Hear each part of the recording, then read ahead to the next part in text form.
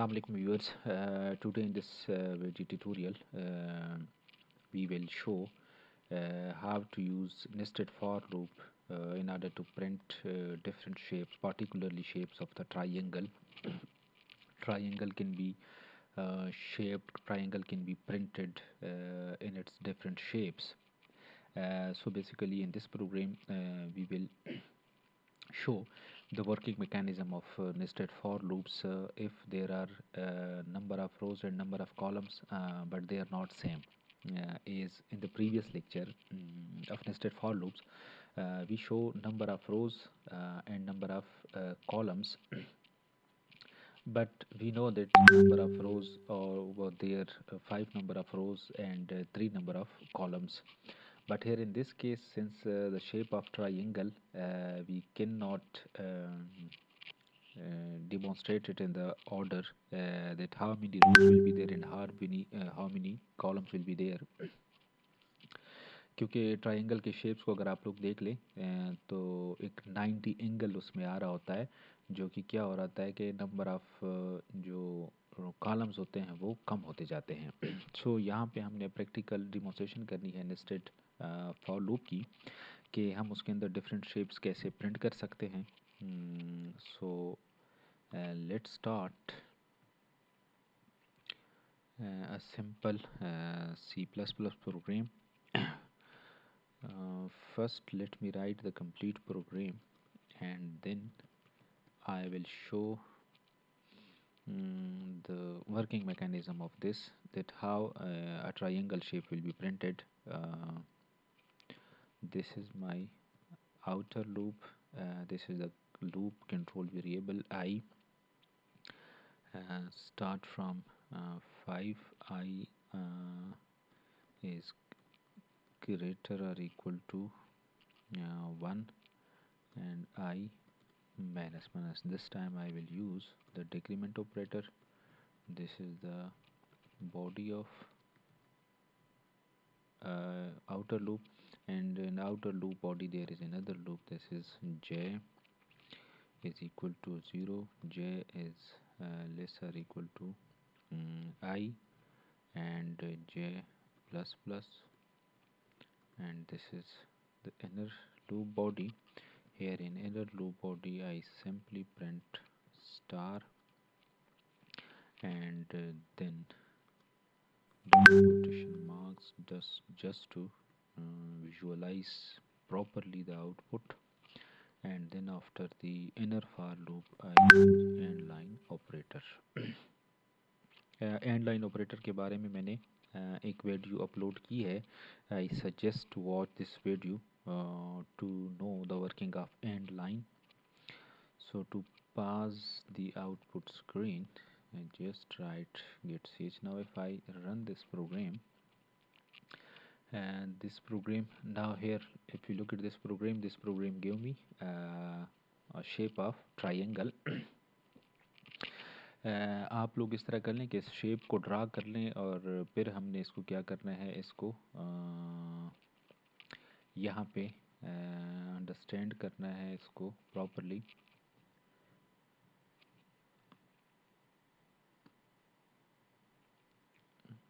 Let me show.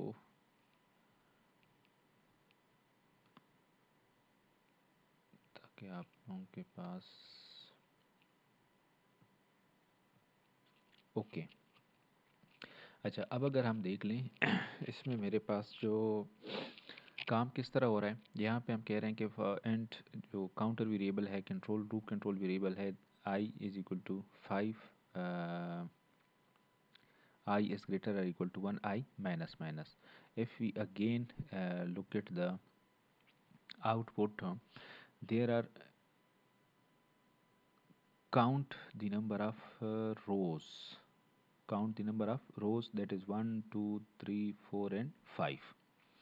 So हमारे पास number of rows 5 हैं और number of columns हमारे पास 1, 2, 3, 4 and 5. 5 हमारे पास रोज़ हैं और 5 हमारे पास क्या हैं, कॉलम्स हैं.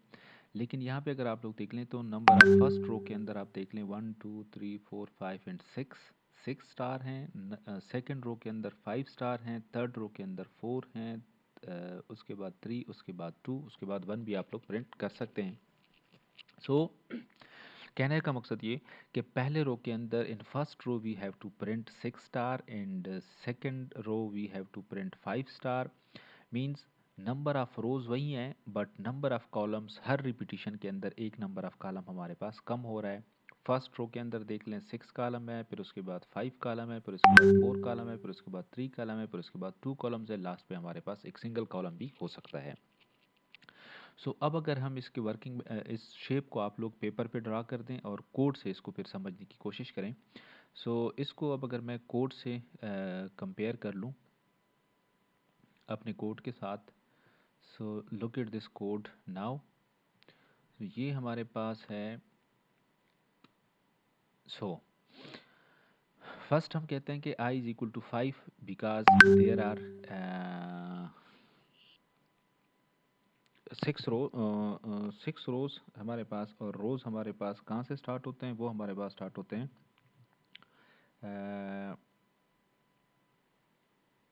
okay, let me to change one thing to show the output. If I run now this now if we look at this output, now there is 1 2 3 4 and 5 rows, sorry 5 columns, 1 2 3 4 5 number of 5 rows and number of 5 columns. So now try to understand this with the help of code.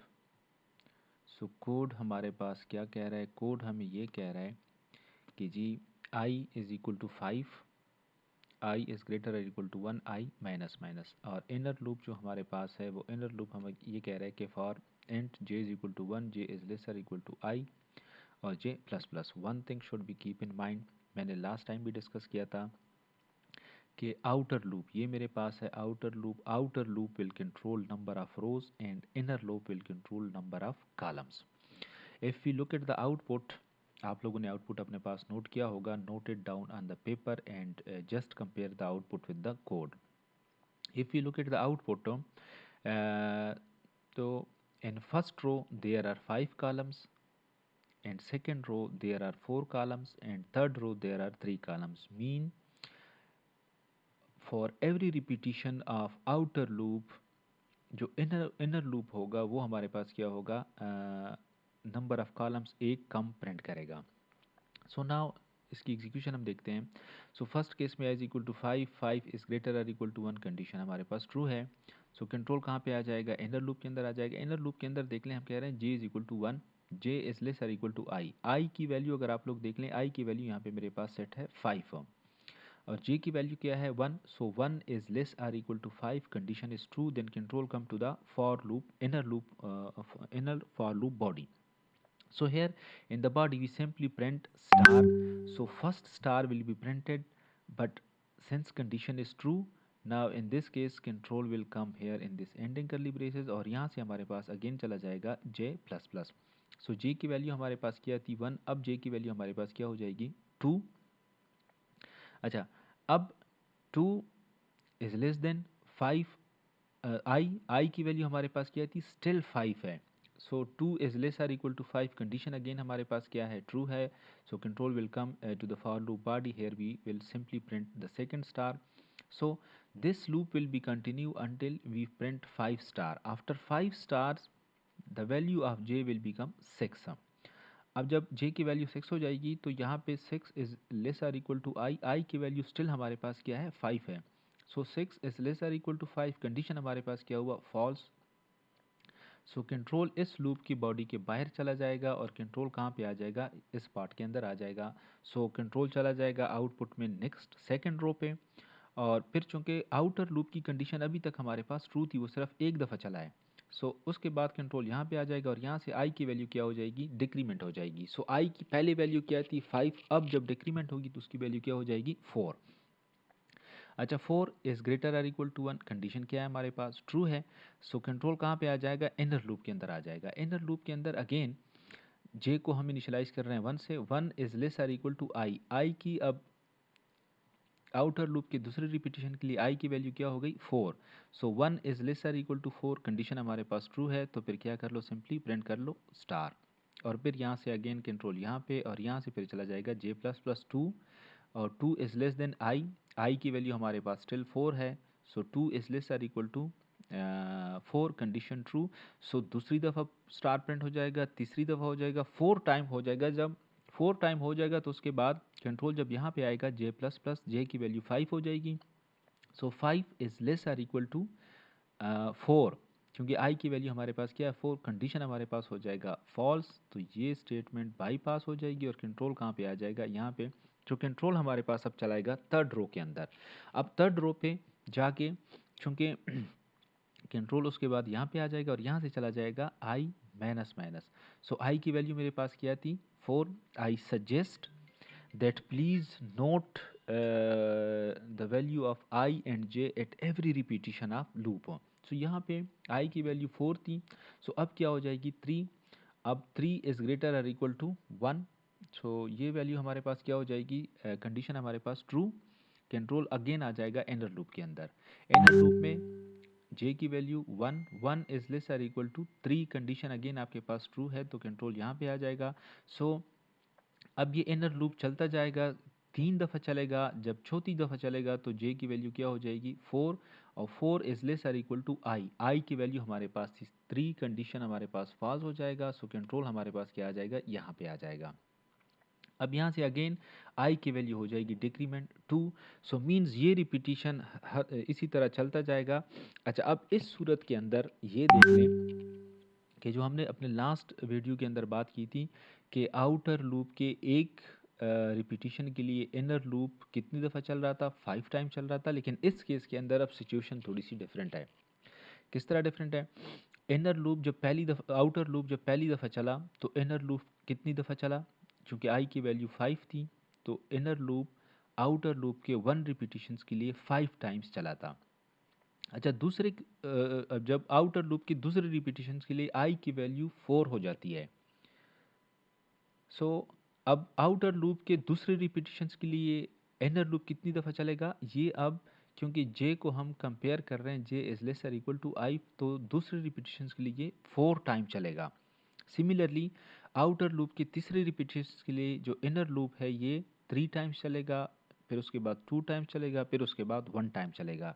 So what does it mean कि outer loop के 1 repetitions के लिए, first repetitions के लिए ये loop चलेगा 5 times, दूसरी के लिए 4 times, third times 2 times and 1 times. So अगर ये हम सारा कंबाइंड कर लें, so 5 plus 4 9 plus 3 12 plus 2 13, 12 plus 2 14 and 1 15। So ये अब चलेगा 15 टाइम्स चलेगा, लेकिन किस तरह चलेगा, पहले आउटर लूप के पहले रिपीटिशंस के लिए 5 टाइम्स, दूसरे रिपीटिशन के लिए 4 टाइम्स, थर्ड रिपीटिशंस के लिए 3 टाइम्स, फोर्थ रिपीटिशंस के लिए 2 times and last repetition fifth repetition के लिए 1 टाइम चलेगा। So it means for every repetition of outer loop how many times the inner loop will B executed, just look at this condition.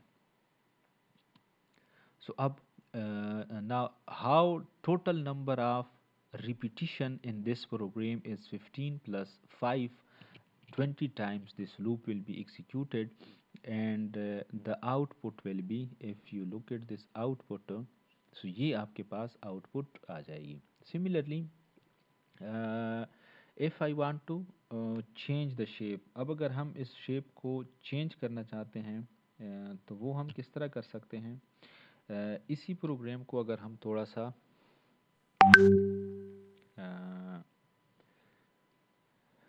इसी programme को मैं थोड़ा सा change कर लेता हूँ। मैं यहाँ पे लिख लेता हूँ आई इज़ इक्वल टू, सॉरी मैं इसको कर लेता हूँ comment, because I will put this code in the comment section. मैं हर एक वीडियो के कमेंट सेक्शन के अंदर जो प्रोग्राम का कोड होगा वो मैं वहाँ पे पेस्ट किया करूँगा, ताकि आप लोग जब खुद प्रैक्टिस करते हैं तो इजीली इसको इम्प्लीमेंट कर सकें। सो यहाँ पे अब मैं एक और लिखता हूँ for and i is equal to 1, i is less और equal to This time I want to run my loop for 6 time, 6 or I plus plus. So this is my outer loop and this is my inner loop for int j is equal to 0, j is lesser equal to I or j plus plus. Inside the for loop I will simply cout static and then double quotation marks just to provide the space, nothing else, and then cout and line. So this is my program. If I run now this program, here will be the output. So now the shape is completely changed.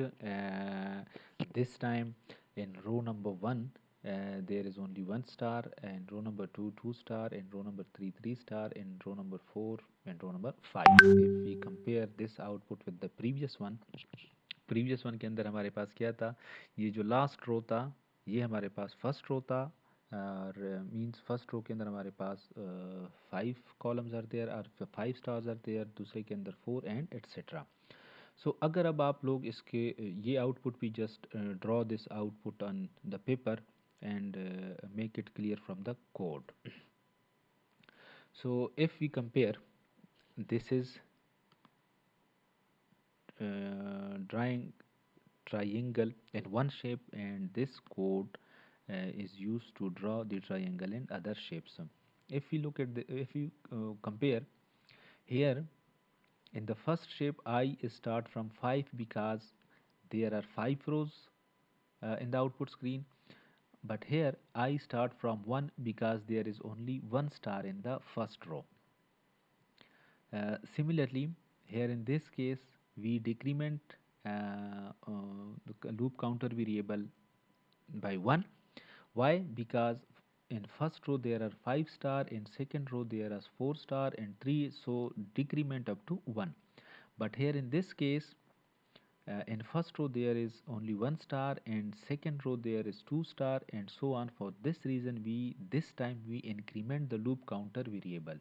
So the difference हमारे पास क्या निकल आया कि पहले outer loop के अंदर we initialized loop counter variable from 5 and decrement by 1. Here in this case we initialize the loop counter variable by 1 and increment by 1. इस केस के अंदर हम डिक्रीमेंट कर रहे हैं और इसके अंदर हम क्या कर रहे हैं, डिक्रीमेंट कर रहे हैं. Similarly int j is equal to 0 and j is less or equal to I. So if I write it I, just try it. So ये आपके पास अब बाकी working mechanism is just like the previous one.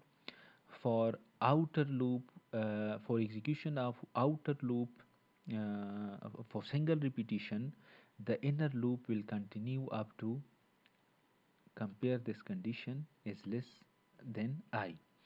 So I की value हमारे पास यहाँ पे क्या है, so make it is equal to I. So for single repetition of outer loop, this loop will continue up to the value of I, जो कि I की value हमारे पास क्या है, 1 है. So पहले repetition के लिए ये first time चलेगा. For the second repetition again the inner loop will execute for the value of I. For the second repetition the value of I will be increased to 2. So this for second repetition of outer loop the inner loop will execute for 2 times, and then for 3 times, 4 times, and then 5 times and 6 times. So अब ये आप लोग खुद mathematical calculation कर लें कि outer loop कितनी दफ़ा चल रहा है और उसके लिए इनर लूप कितनी दफ़ा एग्जीक्यूट होगा. ये सिर्फ 1 टाइम आपको प्रॉब्लम आएगी, लेकिन आपने क्या करना है, make it a dry run. यहाँ पे आप लोग क्या कर लें, हर टाइम्स आई की वैल्यू इंक्रीमेंट होती है, जे की वैल्यू इंक्रीमेंट होती है, एंड सो ऑन, वो आप लोग बार बार करते जाएं, लिखते जाएं. यहाँ पे भी आप लोग इवन कर सकते हैं. अगर मैं यहाँ पे कर लूँ, मेरे पास आई की इनिशियल वैल्यू है 0 और जो कंडीशन है 1 इज़ लेस और इक्वल टू 6. कंडीशन मेरे पास ट्रू है, तो यहाँ पे अगर मैं इसको कर लूँ, जी की इनिशियल वैल्यू है मेरे पास 1, और जो कंडीशन है मैं कहता हूँ 1 इज़ लेस और इक्वल टू आई की वैल्यू मेरे पास 1 है। तो आप लोग क्या कर सकते हैं,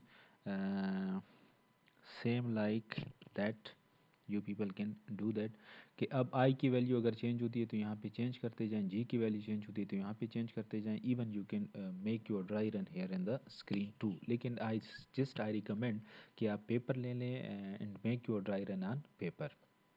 सो फॉर नाउ ये हमारे पास सेकंड एक प्रोग्राम था जिसके अंदर हमने दो ट्राइंगल को हमने प्रिंट कर दिया using to different shapes.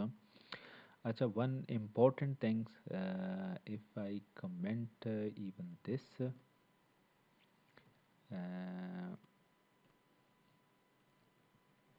very important with respect to interview or technical questions. If I write this outer loop and I write this and this is my inner loop, if I run this program, बाकी rest of the program is commented. If I write simple this is my program, and if someone asks that what will happen in this program, either there is an error or something will be printed, so हो सकता है कि student कहें कि इसमें error होगा या इसमें कुछ प्रिंट होगा। Nothing will be printed but there is no error. अगर हम अपने इस प्रोग्राम को रन कर लें, so this program will successfully run, but nothing should be displayed because there is no c out statement in this case. कोई हमारे पास सी out statement नहीं है, सो ये हमारे पास कुछ भी प्रिंट नहीं करेगा। So if I want a statement c out inner loop and similarly this is cout outer loop. So now इस केस के अंदर आपसे टेक्निकली कोई पूछ सकता है कि what will be the output, what will be the output. Now let's see कि what will be the output. inner loop, outer loop, infinite loop will be created because there is no condition specified. If there is no condition specified, the loop will run to infinite times. So conditions हम हमेशा use करते हैं किस लिए, अपने loop को stop करने के लिए। सो for now that is enough. अपने नेक्स्ट लेक्चर्स के अंदर हम इंशाल्लाह वाइल लूप और डू वाइल लूप को डिटेल में डिस्कस करेंगे और कुछ इसके वर्किंग मैकेनिज़्म को देखेंगे। Okay, thank you very much again. इस लेक्चर्स को अपने दोस्तों के साथ शेयर कर लें, अपने क्लास फेलो के साथ शेयर कर लें, चैनल्स को सब्सक्राइब कर लें, क्योंकि इस चैनल पे आपके पूरे कोर्स के हवाले से, पूरी डिग्री के हवाले से बेशुमार वीडियो लेक्चर्स होंगे जो आपको काफ़ी हेल्प कर सकते हैं during your study. Thank you very much.